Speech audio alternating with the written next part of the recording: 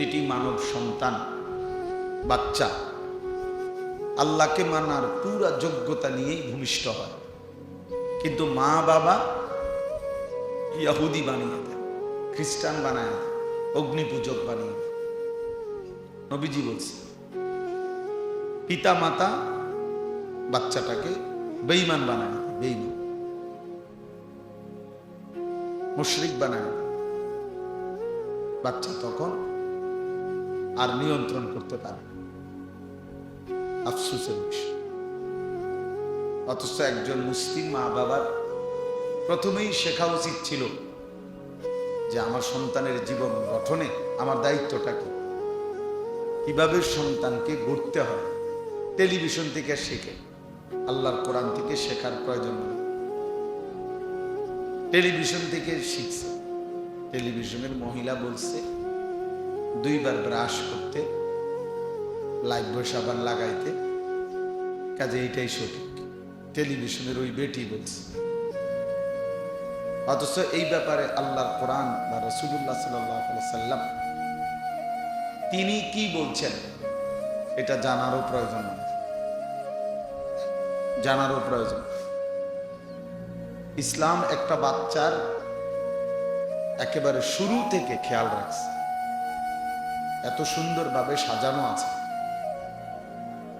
যে একটা পুরুষকে বলছে তুমি যে স্ত্রী নির্বাচন করবা সেটা যেন দিনদার হয়। ফাজফার বিজাতিদ দ্বীন, নবীজি বলছে দিনদার স্ত্রীকে প্রাধান্য দিও। তারিবাত ইয়াদা, যদি না করো আল্লাহ যেন তোমার বেইজ্জতি করে। নবীজি বলছে আল্লাহ যেন তোমাকে কি করে, বেইজ্জতি করে।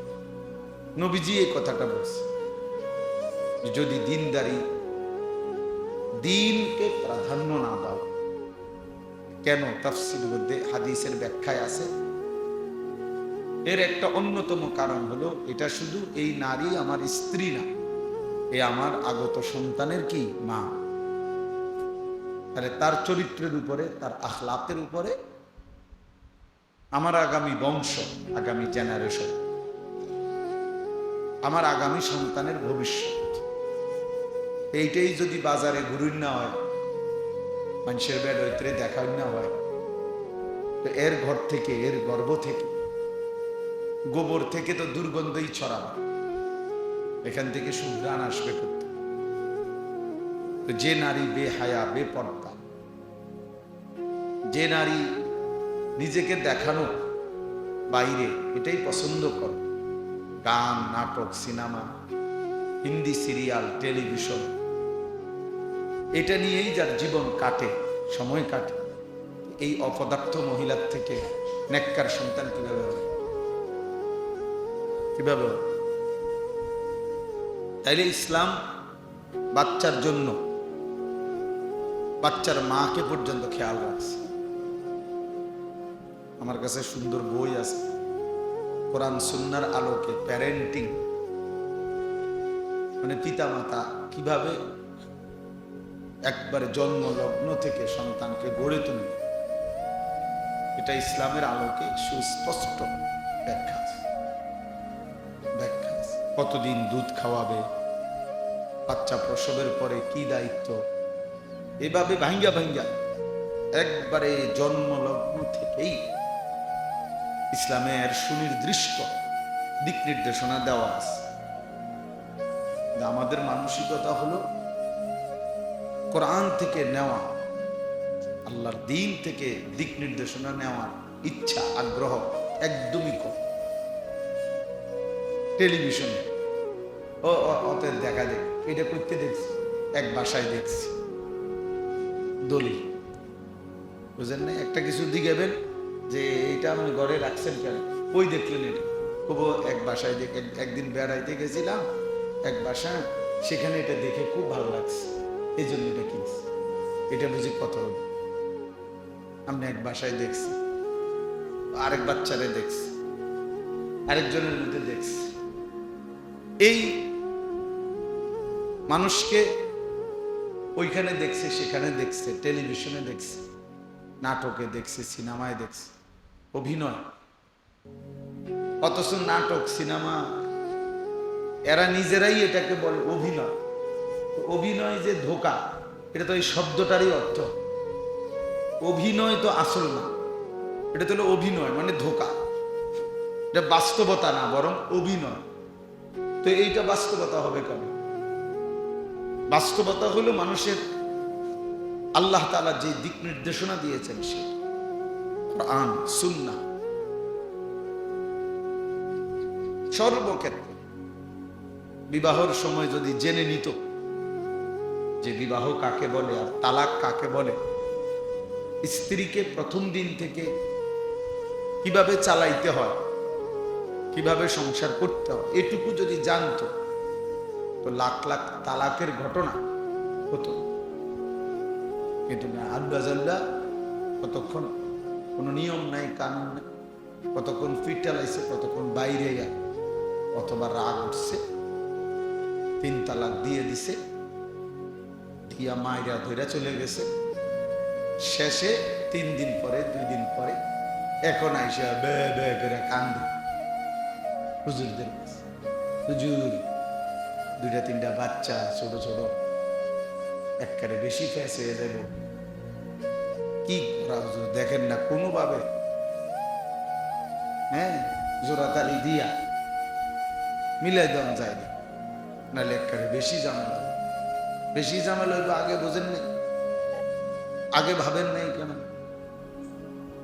আগে ভাবনার দরকার ছিল না। রাগ উঠছে, মানুষের রাগ কি আর কোনো বিষয় ওঠে না? তো অন্যান্য বিষয়, আপনার অন্য কোনো বিষয়ে রাগ উঠলে মানুষ কি এরকম সব ভাঙ্গিয়া চুরা ফেলে? তাই না?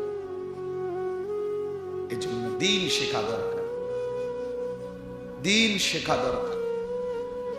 তালাবুল ইলমি ফরিদাতুন আলা কুল্লি মুসলিম, এর অর্থ প্রত্যেক মুসলমান মাদ্রাসায় ভর্তি হওয়া ফরজ, এটা না।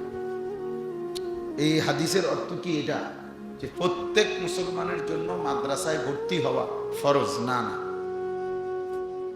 এটার অর্থ এটা না। প্রত্যেক মুসলমানের জন্য দ্বীনি ইলম অর্জন করা ফরজ, অর্থাৎ মাদ্রাসার নিয়ম মাফিক সিরিয়ালে হোক। আচ্ছা, যদি ওইটা না পারেন, আপনার যখন যা প্রয়োজন ইসলাম মতো চলতে গেলে, জীবন চলতে, ওইটুকু কমপক্ষে জেনে নেওয়া, ওইটুকু জেনে নেওয়া, এটা ফরজ। এবার আপনি যদি এটা নিয়ম মাফিক মাদ্রাসায় না পড়েও কোনো হক্কানি আলেমে দ্বীন থেকে জেনে নেন, বুঝে নেন, ঠিক আছে, আমার মানা আনা দরকার, বুঝা দরকার। বহু মানুষ জানেন না, নিজেরা চলতে গিয়ে প্রতিনিয়ত সাংসারিক পেরেশানির কথা শুনলে খুব মায়া লাগে।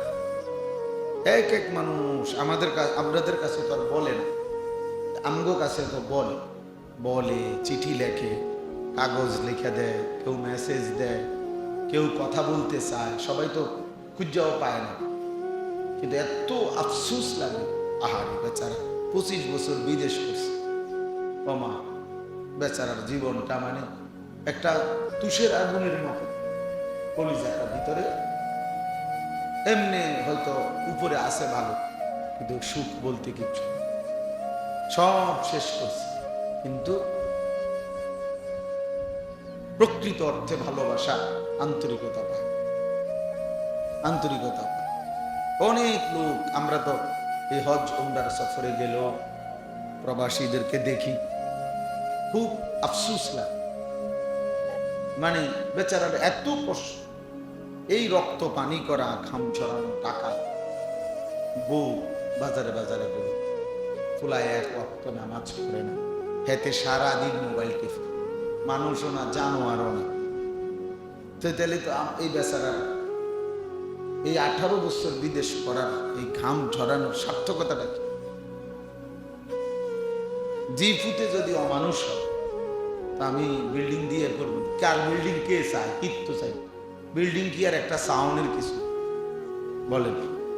আজ যদি এমন হতো যে পৃথিবীতে একমাত্র উনি একটা বিল্ডিং করছে, যাতে করে দলে দলে লোক অটো দিয়া, সিএনজি দিয়ে আইয়া সাইয়া যাইতে আছে, আল্লাহু আকবার, বিল্ডিং করছে, এমন আগে ছিল, আমার ছোটবেলায় মনে আছে, আমরা ছোট থাকতে কোনো গ্রামে নানার বাড়িতে দেখতাম যদি মোটরসাইকেল আইতো একটা, তো পুরা গ্রামের বাড়ির বাচ্চা কাচ্চা বেডির মেডি তাই দৌড় দিয়ে চাইতো, আরে সুবহানাল্লাহ হুন্ডা আইছে চাইতো।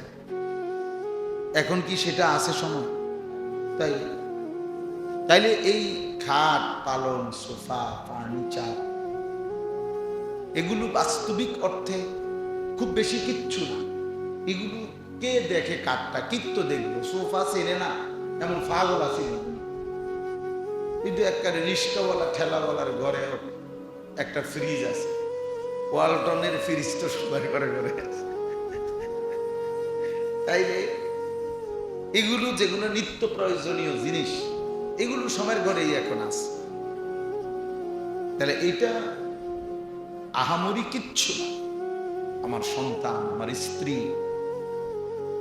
আমার পরিবারের সদস্যগুলো, এটা হলো আমার মূল বিষয়, উল্লেখ করার বিষয় যে আমার ছেলেরা নামাজ পড়ে, আমার মেয়েরা পর্দা করে, আমার ঘরওয়ালা সবাই আল্লাহর কোরআন পড়তে পারে।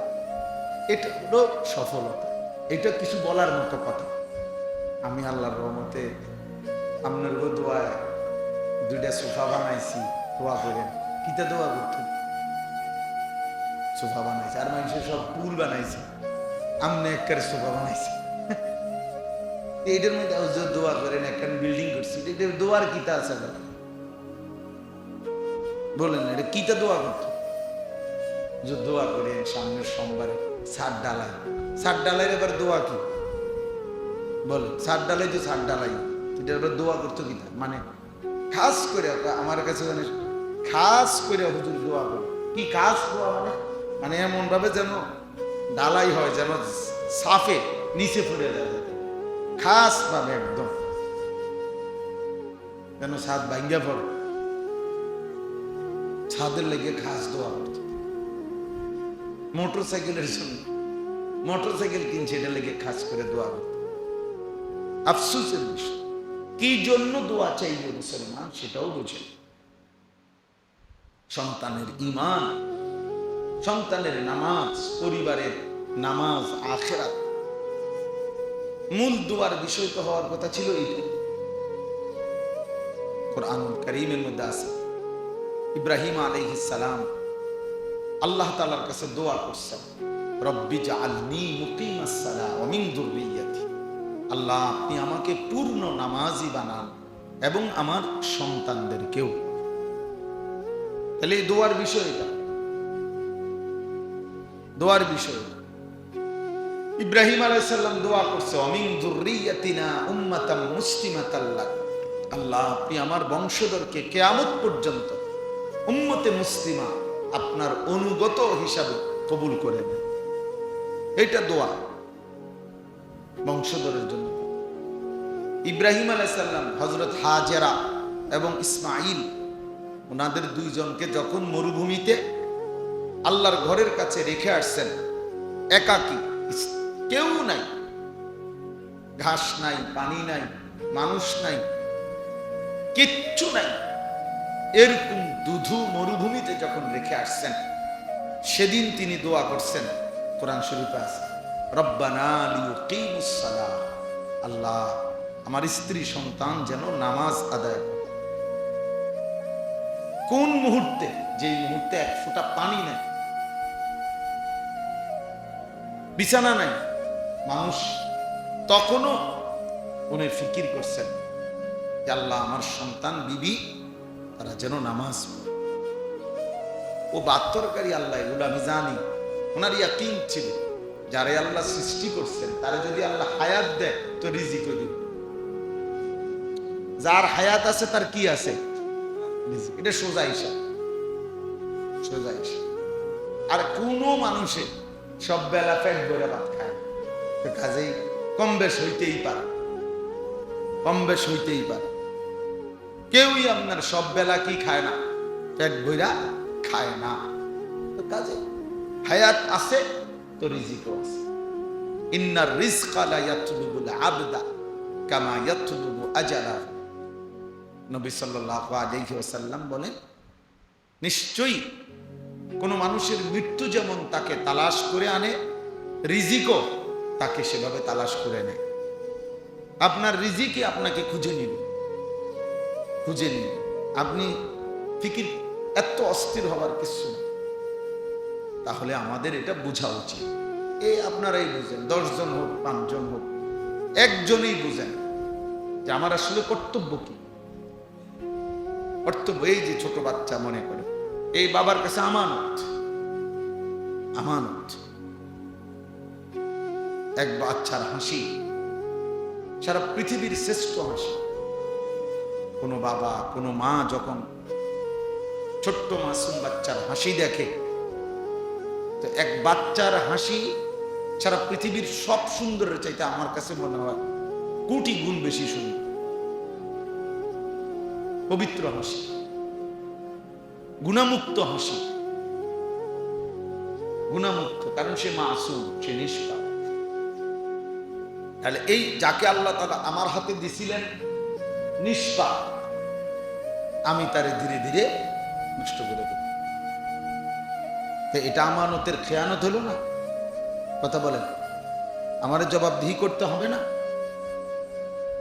আল্লাহ তাআলা তো মোবাইলে আসক্ত একটা বাচ্চা দেয় না, আল্লাহ তো চরিত্রহীন বাচ্চা আপনারে দেয় না, আল্লাহ তো আপনাকে দুষ্ট বাচ্চা দেয় না, আল্লাহ তো দিছিলেন পবিত্র বাচ্চা। আপনি তারে ধীরে ধীরে কি করে দিলেন? অবহেলা করে।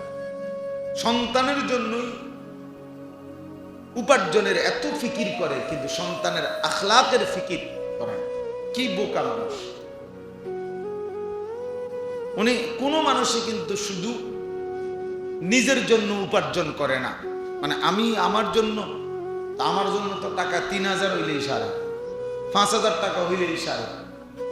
কিন্তু এই যে মানুষ এত কষ্ট করে রোজগারের জন্য দেশে বিদেশে, এর মাকসাদ কি? হে বলে যে আমার বাচ্চা আছে, সন্তান আছে, স্ত্রী আছে, সংসার আছে আমার। তাইলে বউ বাচ্চা সংসারের জন্যই মানুষ এত কষ্ট করে, এত রক্ত পানি করে, এত টাকা পয়সা রোজগার করে। তো যার জন্য আমি এত কষ্ট করলাম, সেই যদি চরিত্রহীন হয়, অমানুষ হয়, আল্লাহ রসুলকে অস্বীকার করে, বেআমল থাকে, তো আমি কি গাছটা কাটলাম? কোন নাফরমানের জন্য আমি কষ্ট করলাম? একজন বাবার তো উচিত এটা বোঝাপড়া করে না, যে ছেলের সাথে কথা বলা, যে আব্বা তুই যদি নামাজই না পড়ো তো তোর মতো জানোয়ারের জন্য আমি কি লেগে রোজগার করতাম? তোর মতো জানোয়ার বেনামাজি, তোরে আমি আমার জমি কেন দেব? তোরে আমার ঘরে খাওয়াবো কেন? তুই যেহেতু আল্লাহকেই পছন্দ করো না, তো বের হও, তোমার উপার্জন তুমি করো, তোমার খানা তুমি খাও। কোরআনুল কারীমের মধ্যে আছে নূহ আলাইহিস সালামকে আল্লাহ তাআলা বলছে ইন্নাহু আমালুন গায়রু সালিহ। নূহ আলাইহিস সালাম যখন ওনার ছেলে কাফের পানিতে ডুবে যাচ্ছে, নূহ আলাইহিস সালাম দোয়া করছিল আল্লাহর কাছে। আল্লাহ তাআলা বলছে ইন্নাহু লাইসা মিন আহলি, সাবধান, দোয়া করবা না, আপনার ওই তোমার সন্তান নয়। ইন্নাহু আমালুন গায়রু সালিহ, এটা বেআমল, আর বেআমল সন্তান ইমানদারের সন্তান হয় না। আল্লাহ কোরআন বলছে ফালা তাসআলনি, সাবধান, নো নাফরমান সন্তানের জন্য আমি আল্লাহর কাছে কিছু চেয়েও পুনর্নির্মাণ কর। তো উনার মাধ্যমে আল্লাহ তাআলা ঘর নির্মাণ করলেন এবং উনাকে জায়গা, দৈর্ঘ্য কত, প্রস্থ কত সব ঠিক করে দিলেন। দিয়া আল্লাহ বললেন ইব্রাহিম তোমাকে আমি আমার ঘর বানাইলাম, তোমারে দিয়া, তোমার ছেলে সহ, 3টা উদ্দেশ্যে। 1 নাম্বার, এই কাবা আল্লাহ কেন বানাইলেন? ইব্রাহিমের মাধ্যমে আবার ঠিক করাইলেন কেন? আল্লাহ বলেন 3 উদ্দেশ্য। 1, আল্লাহ তুশরিক বি শাইআন, 1 নাম্বার হলো আমার ঘরের ইবাদত আমি আল্লাহর বন্দিগি করবা আমার ঘরকে সামনে রেখে। তবে 1 নাম্বার খেয়াল করবা, কোন অবস্থাতেই আমি আল্লাহর সাথে যেন শিরিক না হয়। আমি আল্লাহর সাথে শিরিক করবা না। এই জন্য বান্দার প্রথম খেয়াল রাখা উচিত আল্লাহ তাআলা আমাকে বানিয়েছেন ইবাদতের জন্য, আমার দ্বারা যেন কোনোভাবে আমার আল্লাহর সাথে শিরক না। আল্লাহ বলেন, ইব্রাহিম, তোমার কাছে আমার প্রথম আদেশ, আমার ঘর বানাও, ইবাদত করো, খেয়াল রাখবা যেন শিরক না হয়। 2 নাম্বার, ওয়াতাহহির বাইতিয়া লিত-তাইফিন ওয়াল কাইমিনা ওয়ার রুকআইস সুজুদ, আমার এই ঘরকে পবিত্র রাখো আমার তাওয়াফকারী বান্দাদের জন্য এবং নামাজি বান্দাদের জন্য। আমার এই ঘরকে কেন্দ্র করে যুগে যুগে মানুষ তাওয়াফ করবে এবং আমার এই ঘরকে কেন্দ্র করে মানুষ রুকু দেবে, সেজদা দিবে, নামাজ পড়বে। এই ইবাদতের জন্য, নামাজের জন্য, তাওয়াফের জন্য আমার ঘরকে পবিত্র করো। তো তাফসীরের মধ্যে আছে, শিরিক থেকে, মূর্তি পূজা থেকে, আল্লাহর অবাধ্যতা থেকেও পবিত্র রাখো, আবার বাহ্যিক ময়লা আবর্জনা থেকেও পবিত্র রাখো। 3 নাম্বার হলো ওয়াআদ্দিন ফিন নাস বিল হজ। এই 1 নাম্বার হলো আমার ঘরকে তুমি শিরিক থেকে পবিত্র রাখবা। 2 নাম্বার, আমার তাওয়াফকারী এবং নামাজি বান্দাদের জন্য পবিত্র করো। 3 নাম্বার হলো আমার এই ঘর কাবাকে কেন্দ্র করে তুমি মানুষের মাঝে হজ্জের ঘোষণা দাও, মানুষ যেন আমার এই ঘরকে কেন্দ্র করে হজ করতে আসে। ওয়াআদ্দিন ফিন নাস বিল হজ, মানুষের মধ্যে হজের ঘোষণা দাও। আল্লাহ বলেন, তুমি শুধু ঘোষণা দিবা, এরপরে আমি আল্লাহ যুগে যুগে এই পরিমাণ মানুষ এই ঘরের দিকে আনবো হজ্জের জন্য। ইয়াতুকা রিজালান, কেউ কাছাকাছি জায়গা থেকে পায়ে হেঁটে আসবে, আর কেউ ওয়ালা কুল্লি দামিরিন ইয়াতিনা মিন কুল্লি ফাজ্জিন আমিক, পৃথিবীর প্রতিটা গলি গলি, প্রতিটা দেশ, প্রতিটা ভূমি থেকে দলে দলে দূর দূরান্ত থেকেও আমার বান্দারা আমার এই ঘরে হজ করতে আসবে, তুমি শুধু ঘোষণা দিয়ে দাও। এজন্য তাফসীরে আছে, ইব্রাহিম আলাইহিস সালাম বলেন, আল্লাহ, আমি সারা পৃথিবীর মানুষের কাছে এই আওয়াজ কিভাবে পৌঁছাবো? আল্লাহ তাআলা বলছেন, ডাকা এটা তোমার দায়িত্ব, পৌঁছানো আমার দায়িত্ব, আমার দায়িত্ব। ওয়া আলাইয়াল বালাগ, পৌঁছানো আমার দায়িত্ব। তুমি ডাক দাও, তুমি ডাক দাও। তো ইব্রাহিম আলাইহিস সালাম ডাক দিয়েছেন। তাইলে এই কাবা মক্কা শরীফে, যেটা ইব্রাহিম আলাইহিস সালামের মাধ্যমে আল্লাহ তাআলা বানিয়েছেন 3 উদ্দেশ্যে। 1 নাম্বার, যেন শিরক না হয়, বরং আল্লাহর ইবাদত হয়। 2 নাম্বার, এই ঘর যেন পবিত্র থাকে তাওয়াফকারী এবং নামাজিদের জন্য। 3 নাম্বার, এই ঘরে যেন আল্লাহর শ্রেষ্ঠতম ইবাদত হজ পালন হয়। এজন্য আলহামদুলিল্লাহ আমাদের প্রিয় নবী সাল্লাল্লাহু আলাইহি সাল্লামের চূড়ান্ত পবিত্রকরণের মাধ্যমে নবীজির সেই জামানা থেকে আজ পর্যন্ত এই 3 আমল, শিরিক মুক্ত এবং ইবাদত, নামাজ, বন্দিগি এবং হজ আল্লাহর ঘরে হচ্ছে, ইনশাআল্লাহ কিয়ামত পর্যন্ত হতে থাকবে।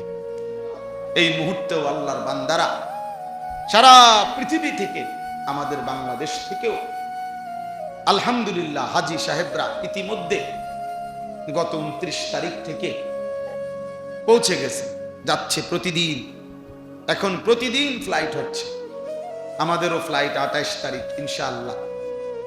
তো আল্লাহর বান্দারা যাচ্ছে। তা আপনাদেরকে এই হজ্জের পবিত্র মাসে হৃদয়ে আল্লাহর ঘর জিয়ারতের আগ্রহ যেন জাগে, এই জন্যই আয়াত করছি। এই কথাই শেষ কথা, হৃদয়ে যেন একজন মুসলমানের আল্লাহর ঘরের প্রতি আগ্রহ জাগে। আহা, অনেক মুসলমান আছে যাদের উপরে হজ ফরজ, কিন্তু পৃথিবীর সব কিছুর ব্যবস্থা করছে। 3 ফুটের বিদেশ যাইতে 8 লাখ করে 3 আটা 24 লাখ টাকা এই বুড়া মিয়া ব্যবস্থা করছে। বিল্ডিং এর যাবতীয় খরচ এবারটা ব্যবস্থা করছে। এই পর্যন্ত না হলেও 20 শতক 30 শতক জমি কিনতে গিয়া যখন যত টাকা লাগছে সব উনি ব্যবস্থা করছে। কিন্তু নাফরমান আজ 60 বছরেও বললে হজ্জের জন্য 6 লাখ টাকা ব্যবস্থা, এটা বললে তার কাছে এটা আসমান পরিমাণ মনে, এটা তার কাছে পাহাড় পরিমাণ মনে করতে। আমরা আমরা গরিব বুড়াবা মানুষ, আমরা করতে হজ করব। ফুদ বৈদেশ পাঠাইছেন কেমনি, বাইক বিল্ডিং করছেন কেমনি, বাড়ির কোনা দিয়া যে জমি 10 শতক কিনছেন, এটি আল্লাহ দেখছে না? কথা কয় না, এগুলো আল্লাহ দেখে নাই, এগুলো জিজ্ঞেস করবে না। তাহলে কোন ব্যক্তির কাছে মনে করে একজন ব্যক্তি, এই একটা উদাহরণ শুধু শুনে, মনে করেন একজন ব্যক্তির কাছে 10 শতক জমি আছে, তার বাড়ির না, বসত না, বসত ব্যতীত 10 শতক জমি আছে তার। এই 10 শতক জমির থেকে যদি 3 শতক 4 শতক বিক্রি করে হজের টাকা হবে, সংসারও চলবে এই 1.5 মাস, গড়ে 1.5 মাস হজের টাইম যাইতে আইতে, এটা প্যাকেজেই 40-42 দিনে। এখন যদি কিছু অংশ জমি বিক্রি করে, যার দ্বারা হজ্জের টাকা, সংসারের এই কয়দিনের খরচের টাকা হবে, স্বাভাবিক খরচ, আবার আসলে ফিরে আইলে বাকি জমি যে দূর আছে ওদূর দিয়েও ইচ্ছা করলে সংসার চলবে। এরকম একজন ব্যক্তি যদি আর কোনো আয়ও না থাকে, ফুতের টাকা না, বাজারের দোকান নাই, ব্যবসা নাই, চাকরি নাই, কিচ্ছু নাই, শুধু এ জমি আছে, যে জমির একাংশ বিক্রি করলে হজ্জের টাকা হবে এবং সংসারের খরচ চলবে, ফিরে আসলে বাকি জমিটা দিয়া সংসার চলতে পারবে, এই শুধু এটুকু জমি থাকার কারণেও ওই ব্যক্তির উপরে আল্লাহর কসম হজ করা ফরজ।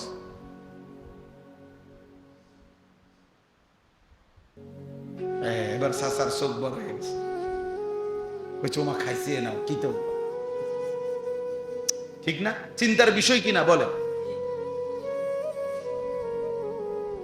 চিন্তার বিষয় কিনা? এবার এবার ইনসাফ করে ভাবেন তো কি পরিমাণ মুসলমানের উপরে হজ ফরজ। কথা বলেন না কেন, হিসাব করেন, বলে 3 শতক জমি বেচলেই তো 3 লাখ টাকা করে 9 লাখ টাকা। হ্যাঁ, তাই না?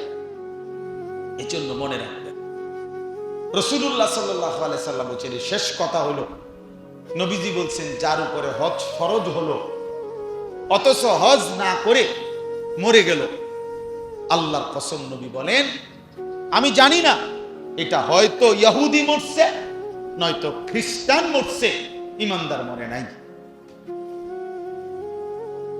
স্পষ্ট বিশুদ্ধ হাদিস,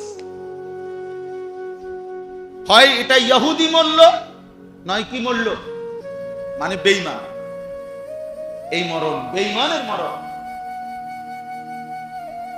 ইমানদারের মরণ। অতএব দয়া করে আজকে এটুকুই কথা, 2টা কথা বললাম। 1 নম্বর কথা হলো নিজের স্ত্রী, সন্তান, ছেলে মেয়ের নামাজ, ঈমান, আমল, আখলাক, চরিত্র এর দিকে নজর রাখবেন, নিজের প্রতিও খেয়াল রাখবেন। আর 2 নম্বর কথা হলো হজ্জের এই সময়ে আপনারা ফিকির করেন যাদের উপরে হজ ফরজ, কিভাবে হজ আদায় করবেন। এবছর না হোক, সামনে প্রস্তুতি নেন, ফিকির করেন। হজকে একবারে বুড়া কালের আমল বানায়েন না। অনফোলা বিয়া দিছি না কি তো কর, অনবেলে হজে যাইবে না, অন মাইয়া বিয়া দন বাকি ও কি কর, এত সকাল হাজ হিসাব হইয়া বুঝি। হ্যাঁ, মানে হিসাব হইল কি, অন জিফুত বিয়া দিছি না, এত সকাল বুঝি বাটফারি ছেড়ে দেবো, কি কন হাউজের থেকে আইলে তো ভালো হয়ে যাওয়া লাগবে। এবার নিয়ত হলে এত অল্প বয়সে ভালো হতো, বয়স যখন 150-200 বছর হইব, একদম গিরা গাড়ি জোড়া গাড়ি যখন ছেড়ে দিল শরীরে, এই সময় হজে যাবে, যাতে করে আইসার গুনাহ করে না, কারণ আর টেম্পারে নাই, এই জন্য গুনাহ, আর এই বলে নাই না। আল্লাহ আমাদেরকে হেফাজত করেন, আল্লাহ আমাদের প্রত্যেককে আল্লাহর ঘর জিয়ারতের তৌফিক দান করেন। একটা কথা মনে রাখবেন, যেই চোখ, যেই মুমিনের চোখ আল্লাহর ঘর দেখে নাই, কাবা মদিনার রওজা দেখে নাই, আমি সব সময় বলি হায় সেই চোখ কি দেখলো, ওই চোখ যেন কিছুই দেখে নাই। যে চোখ মালিকের ঘর, ওই চোখ যেন কিছুই দেখে নাই, যে চোখ মদিনার সবুজ গম্বুজ দেখে নাই, ওই চোখ যেন কিছুই দেখে। এই পৃথিবীর বাকিগুলো দেখে আর লাভ কি? রবের ঘরই দেখলাম, বন্ধুর রওজাই দেখলাম। আল্লাহ আমাদেরকে তৌফিক দান করে, আল্লাহ আমাদেরকে কবুল করে নেন। যারা গেছে, যারা যাবে, আল্লাহ তাআলা তাদের হজকে কবুল করেন। আমাদের প্রত্যেককেই আল্লাহর ঘর জিয়ারতের তৌফিক দান করেন, আমিন। সুবহানাল্লাহি ওয়া বিহামদিহি, সুবহানাকাল্লাহুম্মা বিহামদিকা, আশহাদু আল লা ইলাহা ইল্লা আনতা আস্তাগফিরুকা ওয়া আতুবু ইলাইক। আলহামদুলিল্লাহি রাব্বিল আলামিন।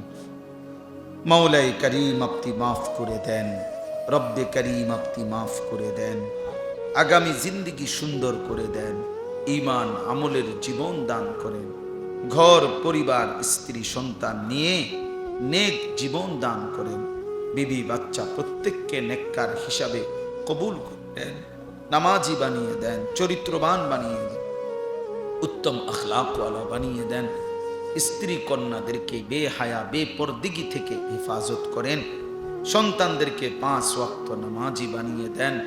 আল্লাহ আমাদের নিজেদেরকেও আল্লাহ আপনার হুকুমের অনুগত বানিয়ে দেন। সমস্ত কবরবাসীদেরকে মাফ করে দেন, কিয়ামত পর্যন্ত কবরের আযাব মাফ করে দেন, কবরগুলোকে জান্নাতের টুকরা বানিয়ে দেন। আল্লাহ আমাদের প্রত্যেকের ঈমান আমলের জীবন দান করেন। আয় আল্লাহ আপনি কবুল আর মনসুর করে নেন। অসুস্থ বিমারি যারা শিফা করে দেন, কামাই রুজিতে হালাল বরকত দান করেন। প্রবাসী বিদেশের জমিনে যারা সহি সালামতে নিরাপদে রাখেন, মাওলা এই মাদ্রাসা মসজিদ আপনি কবুল করে নেন। আজকের এই ইসলাহি মজলিস আপনি বরকত দান করেন। মা বোনদেরকে পর্দা পুশিদা দান করেন। ছোট্ট মাসুম বাচ্চাদেরকে কবুল করে নেন। কিশোর যুবক ছেলেদেরকে নামাজি বানিয়ে দেন। বয়স্ক বাবা চাচাদেরকে আরো বেশি নেক আমলের তৌফিক দান করেন। আল্লাহ আমাদের সবাইকে কবুল আর মনসুর করে নেন, সবাইকে কবুল আর মনসুর করে নেন। গাজা ফিলিস্তিনের মুসলমানকে বিজয় দান করেন। আমার দেশকে মাওলা নিরাপদ করে দেন। রব্বির হামহুমা কামা রব্বায়ানি সগীরা। সুবহান